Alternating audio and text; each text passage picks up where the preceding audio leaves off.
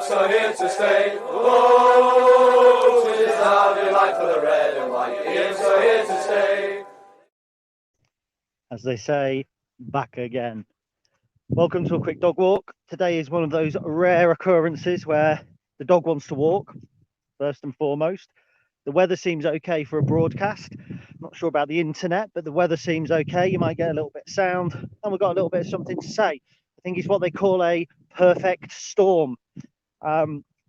Just before I start, a massive thank you to loads of people who say, well, I often go with you on your dog walks, because I kind of find these a little bit self-indulgent because it's just me on the camera. But obviously quite a few people tend to enjoy them, and I quite enjoy that. I quite like that. So I thought I'd put another one out, but it's probably not going to be the cheeriest, is it? And just looking through some of the comments already, Pete, who was with me at the game last night, any cheerier yet? The answer to that is no. James Atkin, morning, Jim. Michael says, how's you? Hope you're doing well. Not so well after last night, mate, I'm going to admit. And Ed, who was also with me at the game, cheers for last night. Can't say the same for the team. Now, I've given it a lot of thought, last night's game. And obviously I do a write-up, and some people prefer to take in video content, so I'll try not to repeat myself. But it was a tough evening. Probably tougher for myself and Ed and Pete and there who were joining us, because we were in a box and you don't get the kind of uplifting atmosphere. So if City have a decent effort, and there were one or two decent efforts, you don't get that lift. You know, the fans around you don't kind of get up, and you know, it's just a little bit flat. It's a great experience, but it's a hard experience when you're losing, I think. So, sorry, I'm a bit out of breath. It's a hell of a hill. Not built for it. So, look, last night's game for me was won and lost in the first 4 minutes. The penalty, it was just one of those moments where, I think it was the same Sunderland, although I didn't go in the cup. Wickham as well. You know, where you give a goal away, you can just think, well, this Lincoln City ain't gonna get out of this now.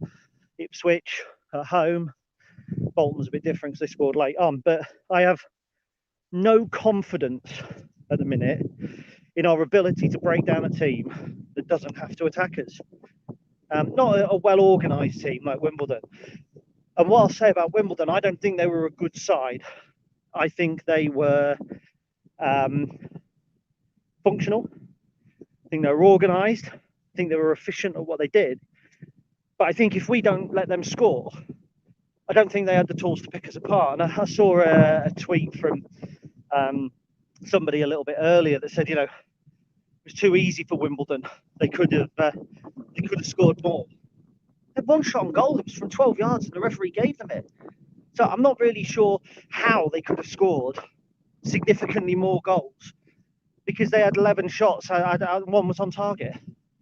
And I personally don't think that they were as good as some people are making out on social media. I'm going to be honest, I don't think we were as bad as some people are making out on social media. Let me know if the wind gets a bit much. It's windier here than I thought it would be, but I think the microphone's hidden by my hand, so I'm hoping that the wind isn't too bad. But if it is bad, let me know in the comments and I'll try and turn away.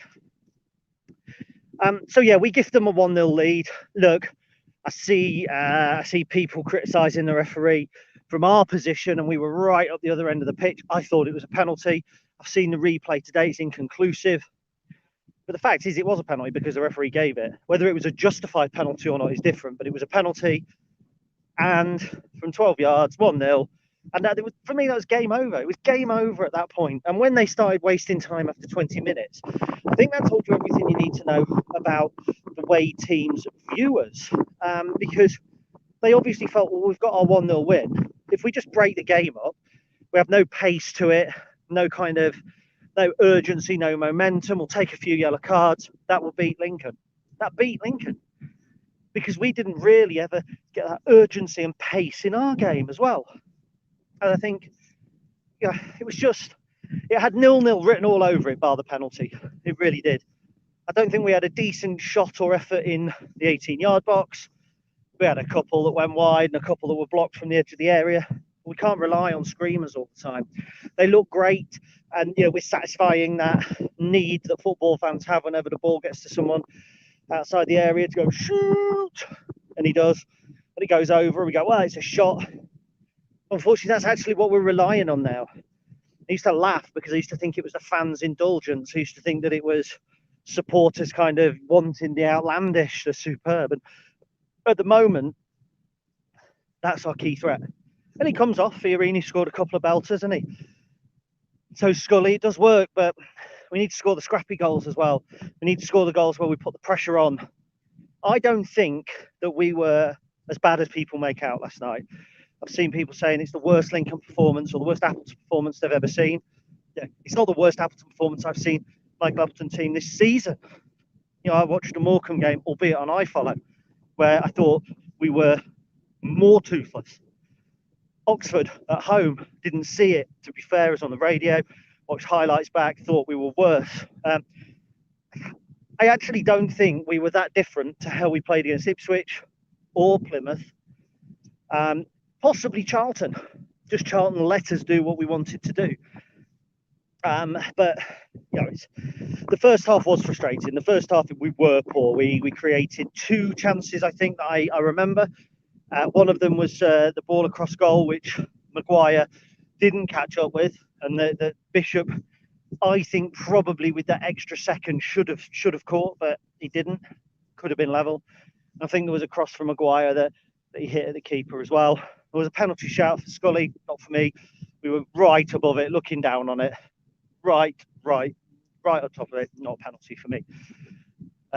We were actually quite surprised in the box at the criticism that the referee was getting at half time, because 1 or 2 challenges, yeah, you know, there were 1 or 2 where you think, well, he's certainly favouring Wimbledon here, that's a foul or that's not a foul. But he wasn't favouring Wimbledon. You know, he started flashing yellow cards for time wasting on 20 minutes. That's not a cheap referee. It's not, you know, and if the penalty, he's judged it as a penalty if he's wrong.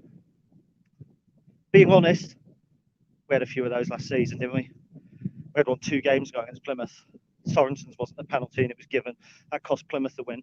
Last night, it cost us a point.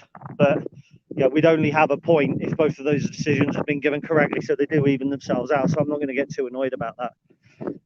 I did think the first half, we keep hearing this, they're a young squad. They get knocked off their game when they go a goal behind. We did get knocked off our game. And I don't like that because, yeah, they're a young squad. They're a young squad playing professional football for a living. And I just feel we have leaders out there. Chris Maguire, Conor McGrandles, Joe Walsh was on the pitch for a bit last night, which was a rarity. I just don't think that the younger players should fold. For me, our fundamental problem is not up front. And I know people will disagree. There are issues which I'll touch upon in a minute. I don't think the problem is there. I think the problem is certainly without Bridcut, the whole midfield. And with Bridcut, it's that attacking midfield. Because at the moment, I've had about 10 different combinations in my head of what might be best. And not one of them is. And that's the real problem for me. It's not necessarily the ball into the box that's a problem. If you keep putting balls into the box, the quality that we did on occasion last night will score goals.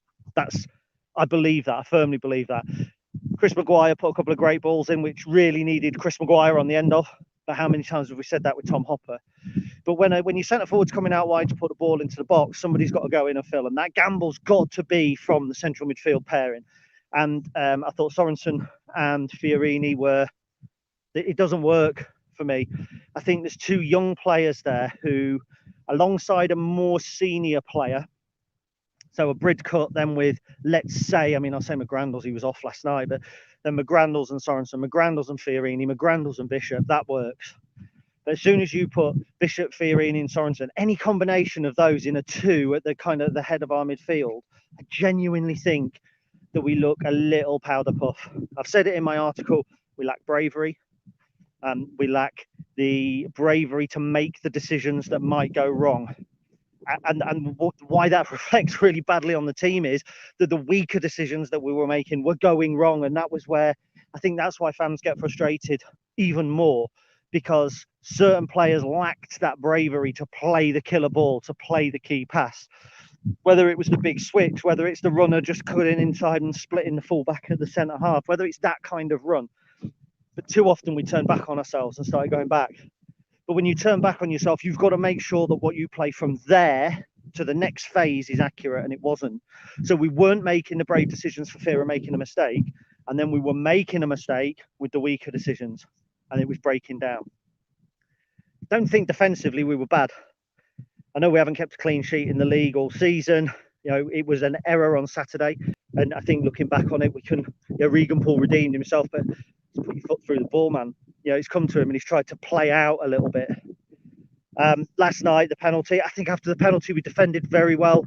If I'm honest, we didn't construct well from the back, but I thought we defended well. There was one or two times when we gave the ball away, they broke in numbers. You thought, here we go. Actually, Walsh, while he was on, played very well. Adam Jackson had a decent game. He put a couple of crucial blocks in. Lewis Monsma did. Defensively, Robson and Ioma were not done particularly badly. I think it was when we were trying to play out from the back, that's when it didn't look great. I say we don't have fundamental problems up top. I stand by that in the players that we are playing up top who are forwards are not playing badly. Scully's the only ever present now, which is a poor reflection, I think, of the fitness record, which is a shame.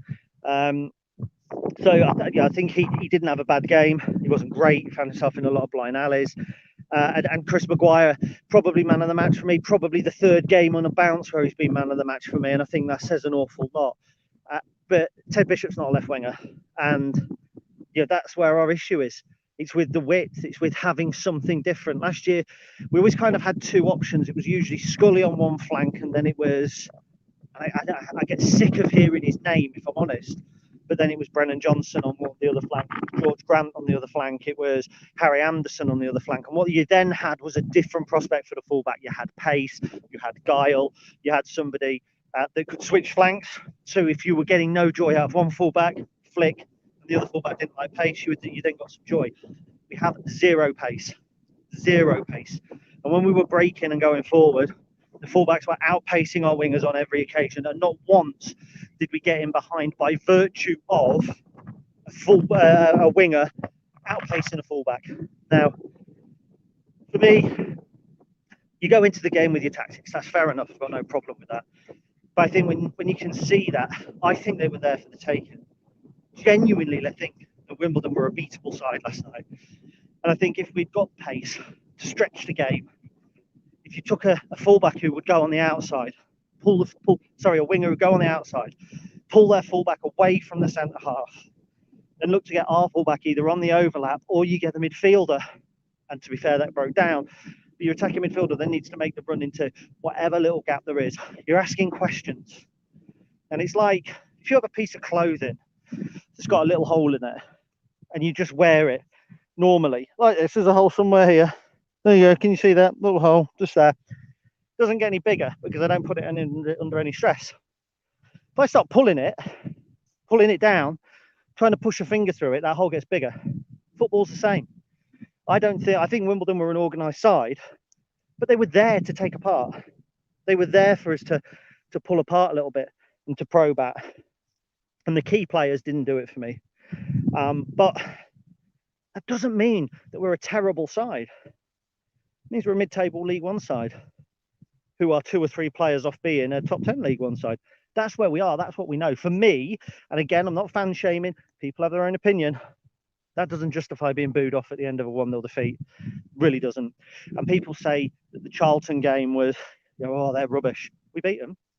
So if we were that bad, if we were boo-offable, we lose to Charlton on Saturday. Okay, it was a last-minute goal, but we won. And in context of a season, when we look back in 6 months, 12 months, a year's time, and we see that Charlton result, you won't think, shouldn't have won that, should we? You'll think, win against Charlton. And it'll look then inconsistent. And I think a lot of people's frustration was not actually at the performance, it was at the raised hopes. Because even those who are being critical now were happy we got the result. They thought it might be a springboard. Can we kick on? Can we use that? And we didn't. And I think that is why we see so many boos at the end of the game. Some were for the referee. I don't think that was entirely justified. I hold my hands up. I love to criticise the referee. But we had 10 people in our box yesterday, and not one of them thought that the referee hugely influenced the game, even with the penalty. But for me, booing, you pay your money, you have your right. That's, I'm I'm not going to condone it. I don't think it was justified. I was a little bit disappointed because obviously it was highlighted on the radio that the players were booed off, whereas actually I think it was 70% of the referee, 30% of the players. And again, I think there was a great status on Twitter, for those of you who've got it, from Jane Churchill, who kind of said, she was having a bad day at work yesterday, really bad day, but luckily as she was leaving, all her workmates booed her out the door, so she feels motivated to go in today and do better. And I kind of like that. I like a little bit of satire, me. So look, that's the game. I don't think we're a bottom four side. I don't think we're a top half side. I think Michael keeps telling us, he keeps managing expectation. We know what we are. We know where we've got to get to, pick up points by January. What's disappointing is that I think that we were worthy of a point last night in a dour, unentertaining 0-0 draw that inspired nobody. The 4 points from those two home games was my target, was what I would like us to achieve. And I think I had 5 points from the next 3 games. So if we go to Sheffield Wednesday and kind of pull out a win, you never know. And Michael said at the end of the game, Sheffield Wednesday let us play our game, we'll give them a good game. Unfortunately, you can't rely on teams letting you play your game. And I think that's why actually we're struggling against Morecambe. And we're struggling against last night's opponents, Wimbledon, because we're relying on them letting us play our game. The teams that do let us play our game, and I think that was Plymouth, and we weren't great. Ipswich, I thought we were better than Ipswich.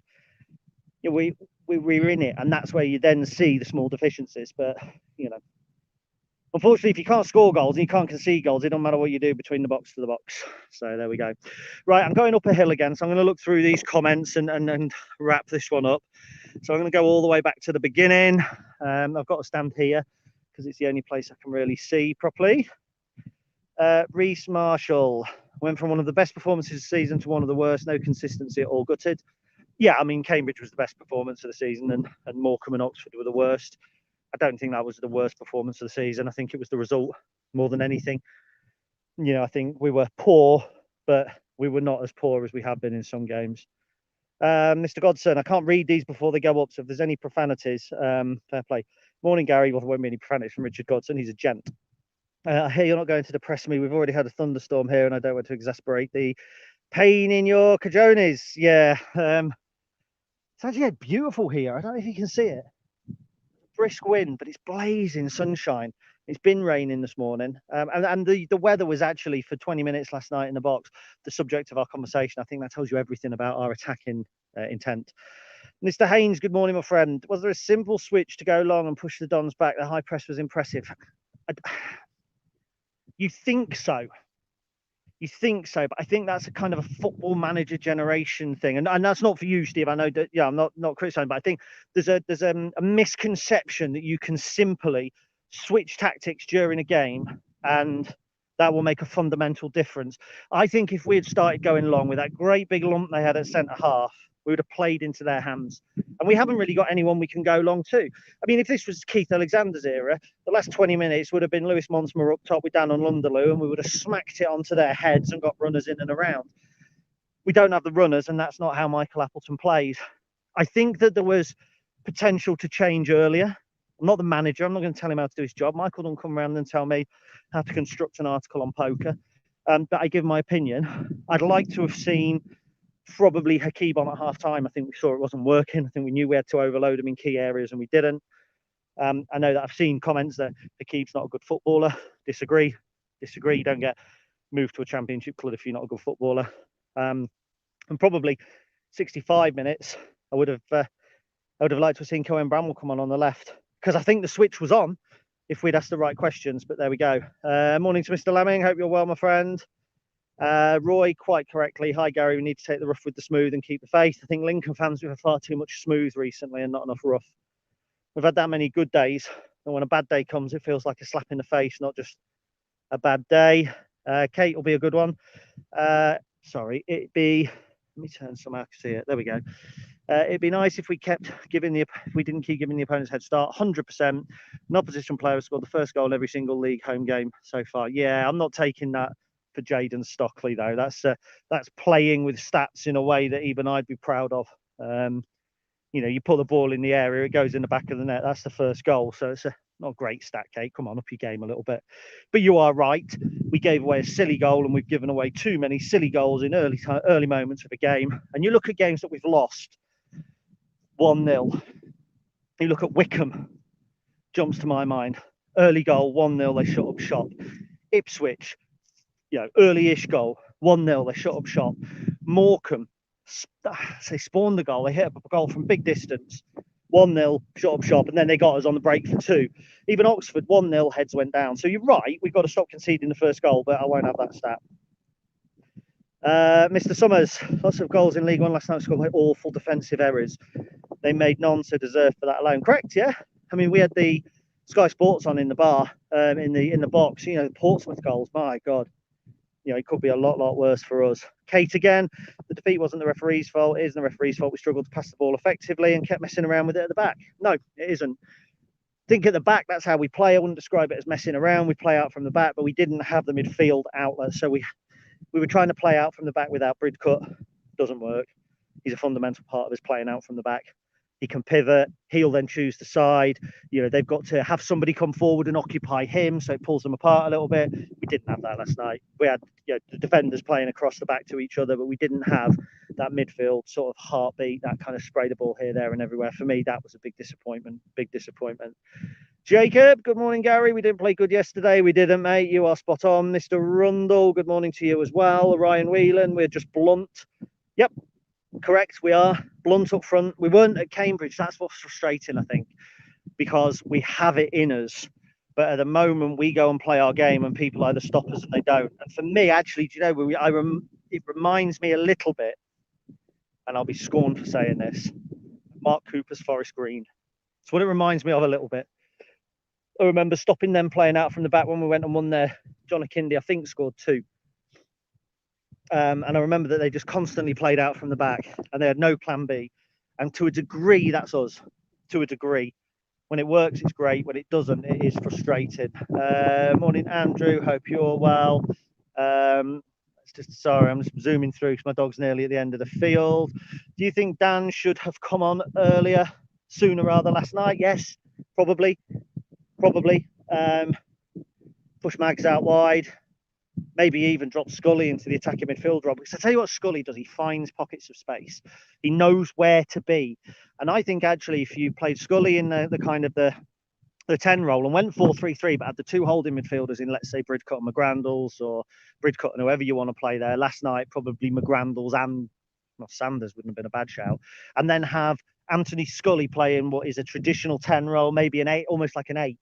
I think he's more likely, if your centre forward is dragged out to get the ball into the box, he's more likely to be the man that then pops up in the right place at the right time. So you probably shuffle the forwards around a little bit, I think.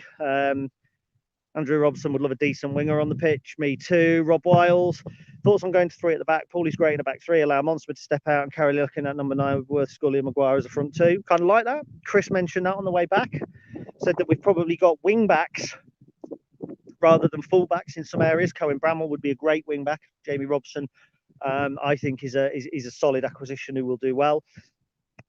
Yeah, 3 at the back. I don't think we had problems at the back last night, if I'm honest. And I think when you've got Bridcut sat in front of the back too, you've effectively got 3 players to play the ball around to each other. And I don't think I'll get shot down for this as well. I don't think the defence is a major point of concern, bar individual mistakes. It was an individual mistake by McGrandles last night. He's not even in the back 4. It was an individual mistake by Poole on Saturday.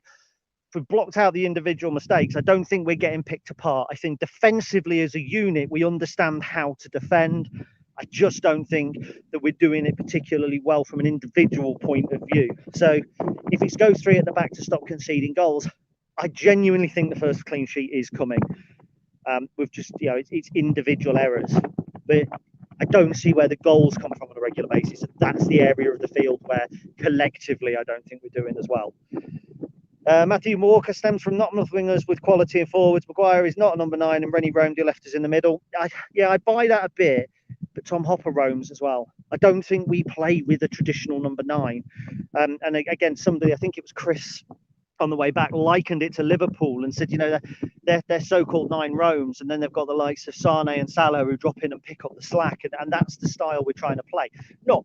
saying we're trying to play like Liverpool. We're trying to play that without a Mo Isa figure. You know, Mo Isa in that team, probably we'd be just as bad because he wouldn't be putting the effort in that kind of in front of the 18-yard area. You know, it's a set-up thing rather than an individual player thing, I think.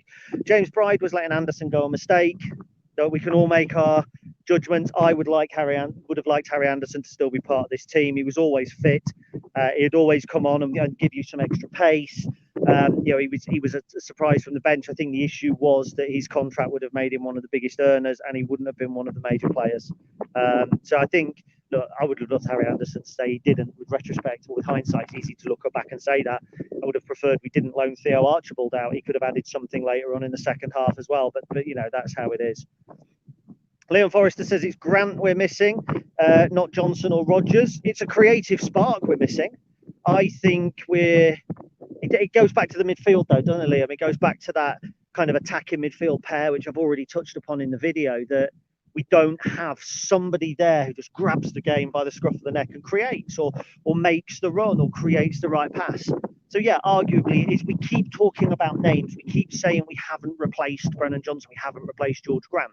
And for me, that it's right and it's wrong, because yes, they're the players that played in those roles, but it's not those players we haven't replaced. It's the actual roles.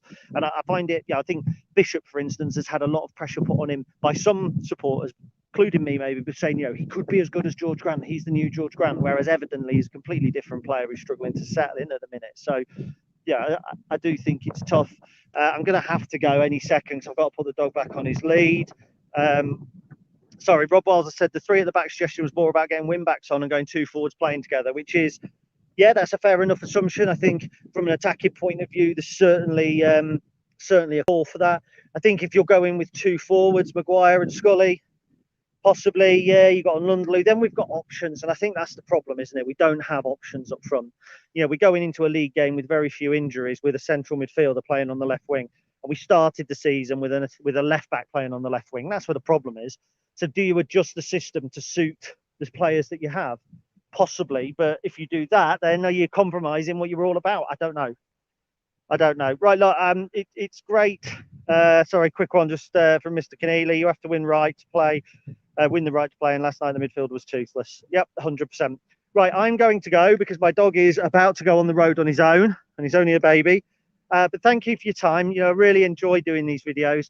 I like having the opportunity to come on and just talk incessantly for 28 minutes, especially when Fee's away. It'll be the only conversation I get all day. So thank you very much for your time. Please do keep watching. Subscribe to YouTube if you don't already. I'm not sure what that does, but I'm sure it's good. And we'll not be writing anything more today because I am pissed off. But hopefully I'll be back tomorrow. Take care. Bye. Okay, go on, fellas. Get around again.